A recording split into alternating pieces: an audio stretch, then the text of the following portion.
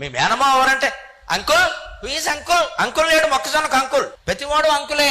మేనమావ అంకులే, మావగారు అంకులే, మావయ్య అంకులే. లేదంటే తెలుగులో బంధాలు వేరుగా అమ్మ తమ్ముడు మేనమావ. మావగారు అంటే పిల్లనిచ్చిన మావగారు, మావయ్య గారు అంటే మేనత్త మొగుడు. తేడా ఉంది ఇక్కడ. మేనమావ అంటే అర్థం మేను, శరీరం అండి. అక్కడ మేను తల్లి శరీరంతో అత్తుకుంది, అందుకే మేనత్త. ఒక తల్లికి పుట్టారు వాళ్ళు, అందుకే మేనత్త, మేన అల్లుడు, మేనమావ. మేను అంటే శరీరం, అక్కడ శారీరక బంధం ఉంది అక్కడ. అంటే అమ్మ తమ్ముడు మేనమావ. పిల్లనిచ్చిన మావగారు, ఆయన మేనమావ కాదు, మావగారు. 30 ఏళ్ళకి మన జీవితంలో ప్రవేశించారు ఆయన. గారు అనాలి, మావయ్య అనే మావగారు అనాలి ఖచ్చితంగా. పిల్లనిచ్చిన మావగారు అంటే క్షీర సముద్రం.